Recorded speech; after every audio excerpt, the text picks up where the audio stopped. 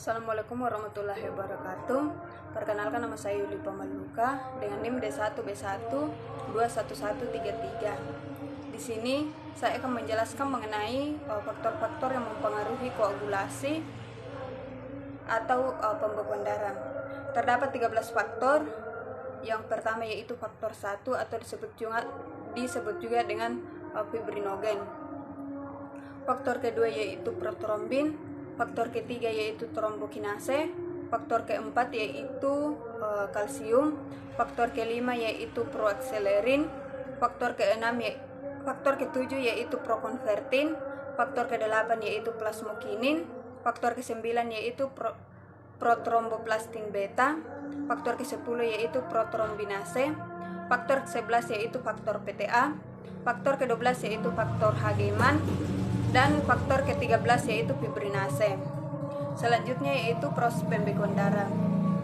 Ketika kita terluka dan berdarah, trombosit akan mengeluarkan enzim trombokinase.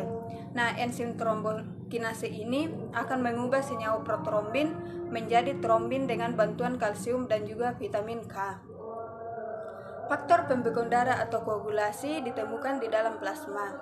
Secara sederhana, proses pembekuan darah mengubah darah dari cairan menjadi padat di lokasi cedera. Kemudian luka pada kulit dapat menyebabkan robekan kecil di pembuluh darah sehingga menyebabkan pendarahan. Tubuh akan menyempitkan pembuluh darah untuk mengendalikan pendarahan yang terjadi. Proses ini akan membatasi aliran darah ke area yang terkena. Kemudian sebagai respon atas cedera, tubuh akan mengaktifkan trombin. Kemudian trombin ini akan mengubah protein di plasma darah menjadi benang-benang fibrin. Sehingga benang-benang fibrin inilah yang akan menyumbat luka sehingga darah berhenti mengalir. Kemudian selanjutnya yaitu ada mekanisme koagulasi. Mekanisme koagulasi ini terbagi menjadi dua, yaitu ada tahap intrinsik dan ekstrinsik. Yang pertama yaitu pada tahap ekstrinsik atau terjadi di luar pembuluh darah. Pada tahap ekstrinsik ini dimulai ketika sel endotel atau jaringan perifer yang terluka mengeluarkan faktor jaringan atau biasa juga disebut dengan faktor 3. Faktor ketiga ini kemudian akan berkombinasi dengan ion kalsium dan faktor pembekuan lain yaitu faktor 7. Dan faktor 7 ini akan membentuk suatu tisu vektor atau faktor 7A yang kompleks yang mampu mengaktifasi faktor 10. Aktivasi faktor 10 ini akan memulai jalur bersama dalam fase koagulasi. Kemudian tahap yang kedua yaitu ada tahap intrinsik. Pada tahap intrinsik ini dimulai dengan pengaktifan suatu proenzim yang biasanya dimulai adalah faktor 12. Aktivasi karena paparan ke serabut kolagen yang mengalami kerusakan. Kemudian kaskade berlanjut dengan jalur ini dimulai dengan pengaktifan suatu proenzim biasanya.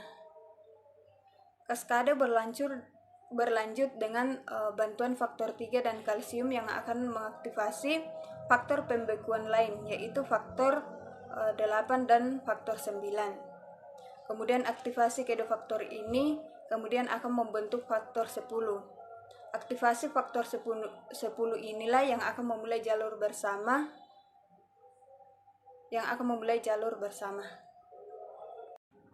Selanjutnya yaitu fungsi fibrinolisis.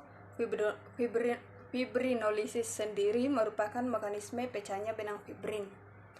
Di dalam darah juga mengandung enzim fibrinolitik yang berfungsi untuk mencegah pembentukan gumpalan atau pembekuan darah pada area yang tidak terluka, sehingga tidak akan menghalangi aliran darah. Enzim ini juga akan menghancurkan fibrin bila luka telah sembuh. Melalui proses fibrinolisis, aliran darah akan terbuka kembali. Kemudian yang selanjutnya itu ada komponen pemeriksaan lab yang berkaitan dengan faktor pembekuan darah. Terdapat 5 komponen-komponennya Yang pertama yaitu ada pemeriksaan hitung darah lengkap atau complete blood count. Pemeriksaan ini berfungsi untuk mengetahui kadar trombosit rendah atau gejala anemia. Yang kedua yaitu pemeriksaan faktor 5 yang mana merupakan salah satu substansi penting dalam proses penggumpalan darah.